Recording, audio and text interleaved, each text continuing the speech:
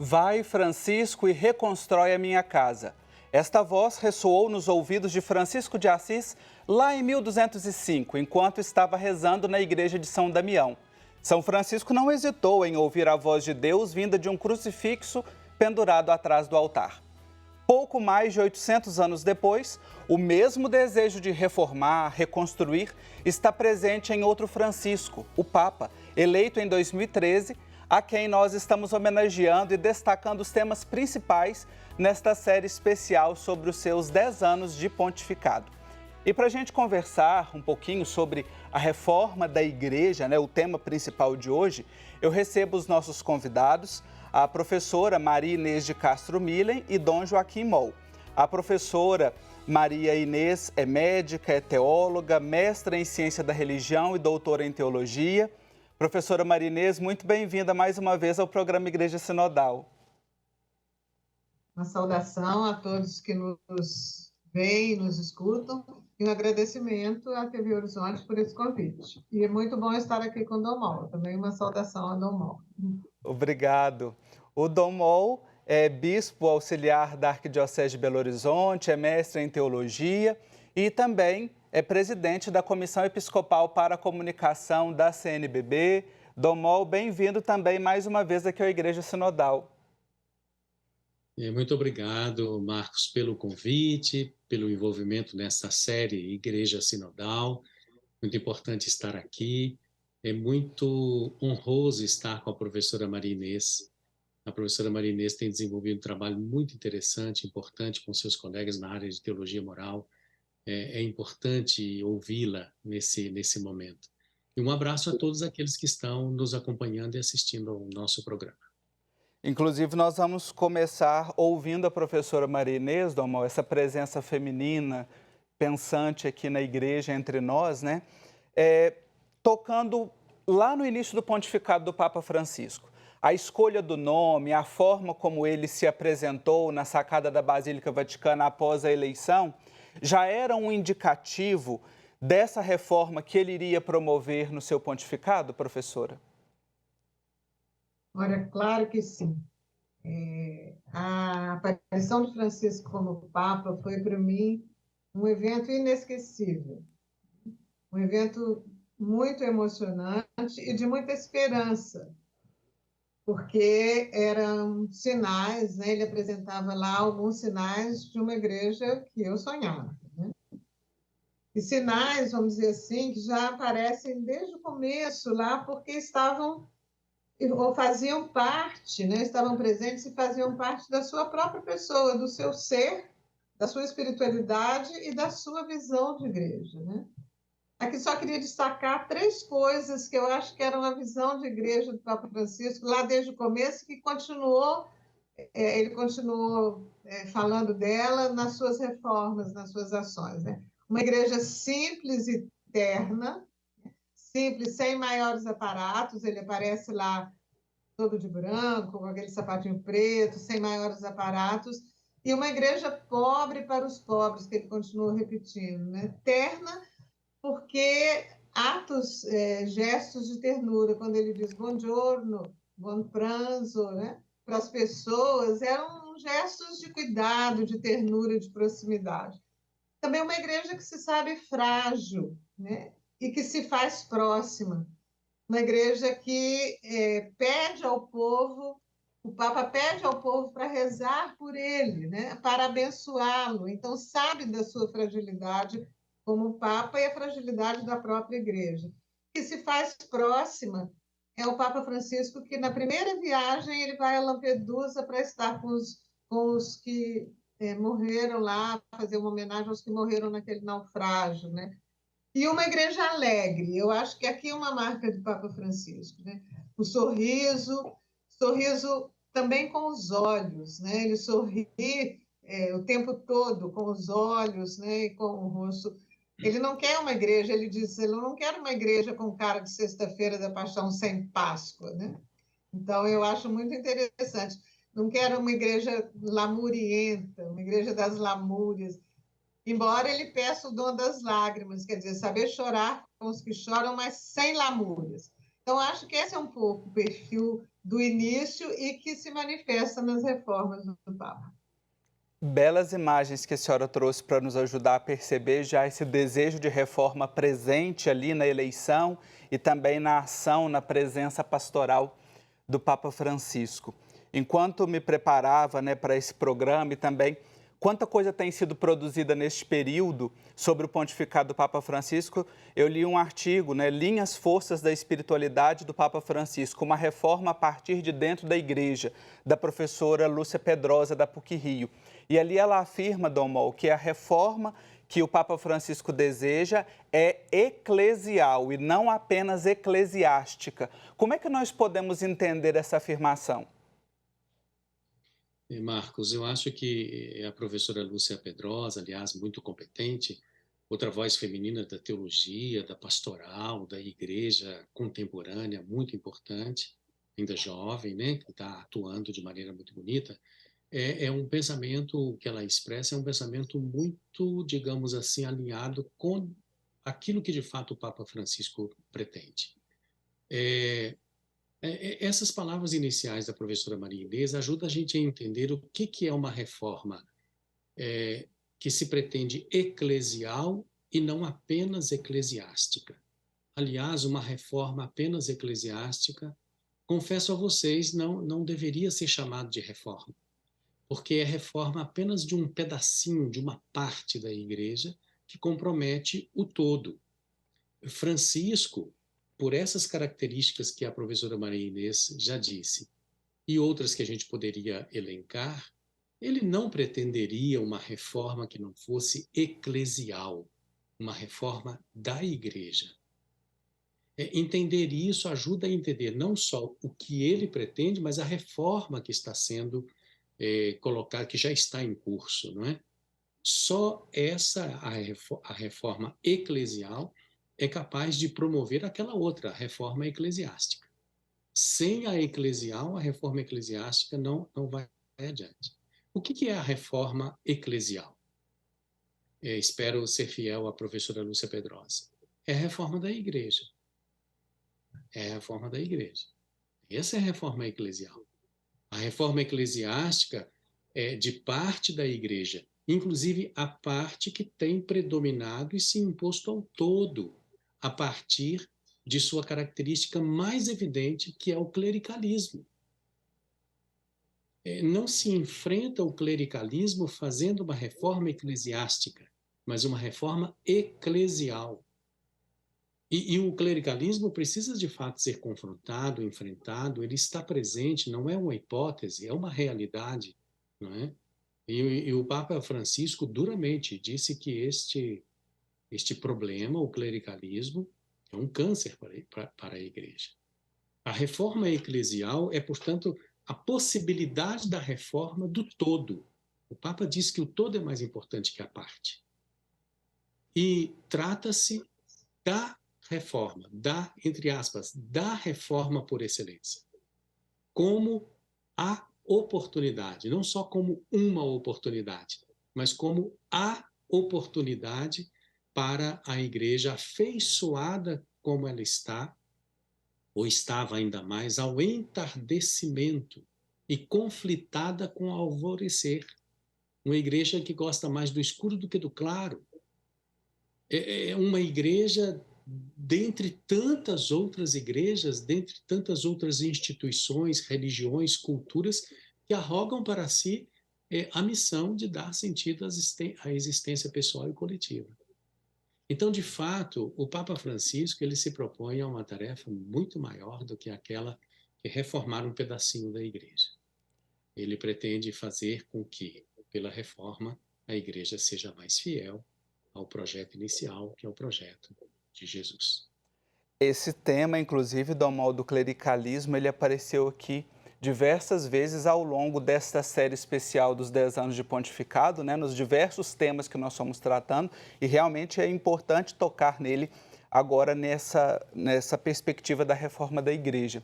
E frequentemente a gente percebe que há reações contrárias ao Papa Francisco, infelizmente, principalmente dentro da igreja, né? Tem gente que está se sentindo incomodada. Será que essas reações, professora Maria Inês, são um sinal de que a reforma em curso, ela está avançando e ela está realmente provocando essas pessoas? Acho que sim, claro que sim, né? Acho que a resistência ao Papa Francisco é cada vez mais estridente, vamos dizer assim, né? É um sinal claro de que as reformas estão acontecendo, né? De que as reformas estão acontecendo, né?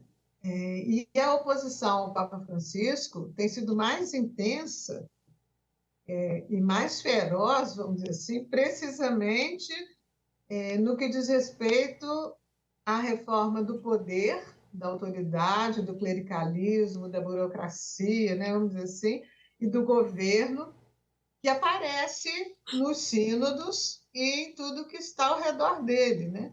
Essa reforma que Dom Mal fala do clericalismo, né? Uma reforma que o Papa diz uma coisa muito interessante, que eu acho que vale a pena repetir. Ele diz assim: é preciso escutar mais o espírito, e aqui eu estou falando do meu lugar, da teologia moral, é preciso escutar mais o espírito que as regras. E aí incomoda todo mundo, porque o espírito sopra onde quer, fala, né, com quem quer, e inspira o que ele quer, e nem sempre é aquilo que as pessoas estão querendo, né? Então, uma renovação, ele pede uma renovação do coração e das mentes, né? Mudar a mentalidade é uma das coisas mais difíceis, né? 2000 anos de cristianismo burocrático, que tem a ver com carreirismo, com clericalismo, inclusive dos leigos, né? Sim. Então, quando Francisco propõe essas mudanças, ele cria uma resistência enorme naqueles que querem voltar a um passado que talvez nem tenha existido. Então, acho que é importante pensar que essa resistência realmente é uma resposta às reformas que estão acontecendo de verdade, né? Isso. Se o... Domol, eu vou conceder a Sim. palavra ao senhor logo na volta do intervalo, que é bem rapidinho e a gente continua falando sobre a reforma da igreja. Até já. Estamos de volta com o nosso programa Igreja Sinodal, falando sobre a reforma da igreja, com os nossos convidados, a professora Maria Inês de Castro Milen, Dom Joaquim Moll. Dom Moll, nós estávamos falando, né, sobre esse incômodo que as reformas do Papa Francisco têm feito. A professora Maria Inês encerrou o bloco e eu disse que concederia a palavra ao senhor agora na volta. Sim, sim. Então, porque são dois aspectos que gostaria de comungar com aquilo que a professora Maria Inês disse e, quem sabe, estender um pouquinho mais, que eu acho que está na estrutura de tudo que nós estamos conversando, está na estrutura da própria reforma da igreja. Trata-se da participação do Espírito. Então, essas resistências, elas são enfrentadas com muita tranquilidade pelo Papa Francisco, porque ele está em comunhão com o Espírito. Senão ele estaria enlouquecido, ele estaria doente, mentalmente doente. Não está por quê? Porque ele sabe que o que está acontecendo é do Espírito Santo. O padre França Miranda tem trabalhado muito no sentido de valorizar a presença do Espírito Santo em todos os processos vivificadores da própria igreja, né?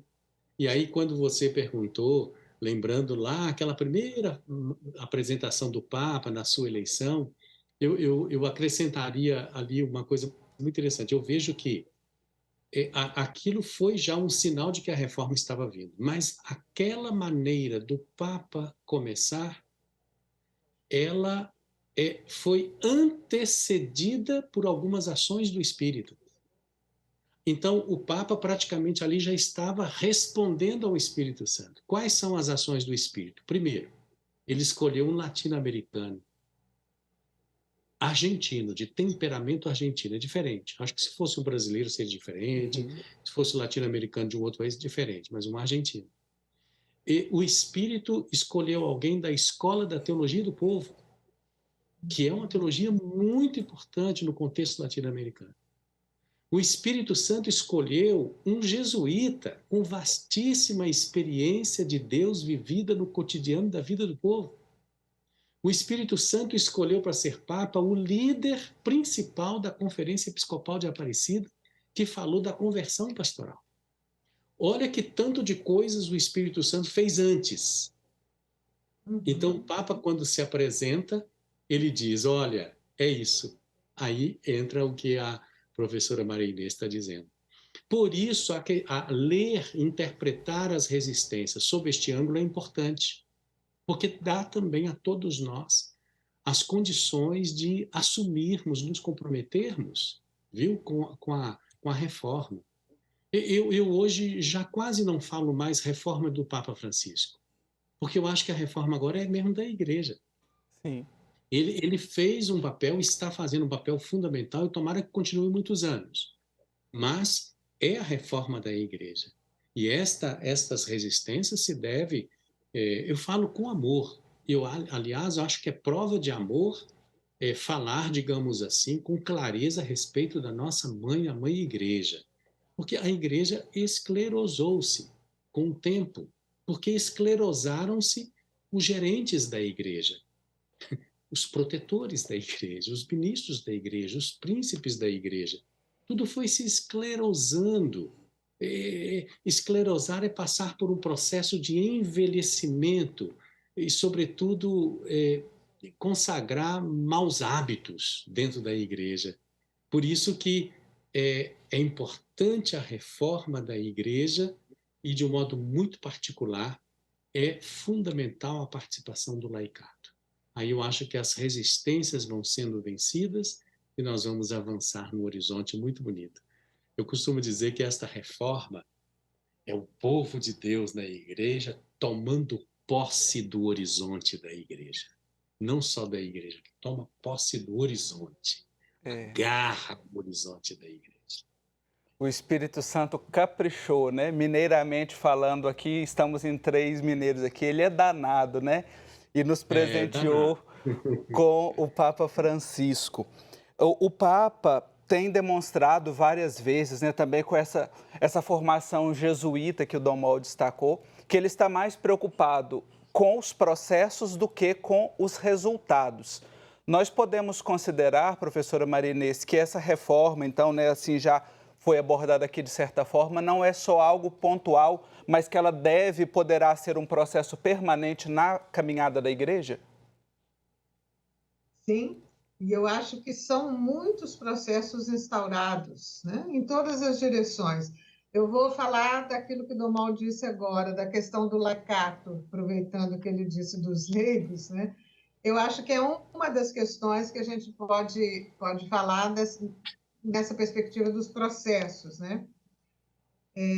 O Papa vai dizer que a laicidade não é um termo negativo, e ele prioriza o batismo cristão, né? É interessante, numa carta que ele escreveu ao cardeal que presidia a Pontifícia Comissão para a América Latina, ele disse que ninguém foi batizado padre nem bispo, que nós nos batizaram como leigos, né? E ele diz, faz-nos bem recordar que a igreja não é uma elite de sacerdotes, dos consagrados, dos bispos, mas que todos formamos o santo povo fiel de Deus. Então, esse reconhecimento da laicidade, da primazia do batismo, fez com que ele abrisse gradualmente, processualmente, quase todos os escritórios vaticanos para as lideranças leigas, né? Incluindo chefes de dicastérios. Esse é um processo, ele não fez isso imediatamente, mas ele foi aos poucos reconhecendo o valor dos leigos, o lugar dos leigos, priorizando o batismo e fez com que os leigos pudessem participar mais ativamente da vida da igreja. Então, acho que são processos importantes, esse é um deles, né? Existem outros, não temos tempo de falar, mas acho que são processos que devem permanecer e continuar, né? Porque são inspirados pelo Espírito. Sim. Dom Mol, a gente já está aqui aproximando do fim do programa, mas tem um ponto importante que a gente não pode deixar de falar dentro desse contexto de reforma eclesial, que está a reforma da Cúria Romana, que é vista e analisada de todos os lados, né? Inclusive, no ano passado, o Papa Francisco dedicou uma constituição apostólica, né, a Predicate Evangelium, pregar o Evangelho, inserindo a Cúria nesse contexto da missionariedade. Seria uma chamada para sair da burocracia e assumir verdadeiramente a identidade da Igreja? Toca no ponto. Eu acho que é importante. E é nessa perspectiva. O Papa Francisco coloca a busca do essencial antes daquilo que digamos assim, o enfrentamento da Cúria romana, propriamente, não é? Por isso que a gente pode dizer, o Papa chama primeiro, não tanto a reforma da Cúria, chama primeiro a essência da Igreja, a razão de ser da Igreja, que é a sua missão evangelizadora, que é tornar o reino de Deus presente no mundo. E isso é mais do que sair da terrível burocracia eclesiástica, esteja ela na Cúria romana, na Cúria diocesana. É importante lembrar que há um aparato burocrático nas cúrias diocesanas, nas cúrias paroquiais, nas cúrias paroquiais, entre aspas, ali na secretaria paroquial, no ambiente burocrático. A razão da reforma da Cúria romana, como você bem lembra, é a evangelização. E ela precisa se instalar também nas outras cúrias e na vida, inclusive, do clero, que tornou Cúria os seus próprios corações.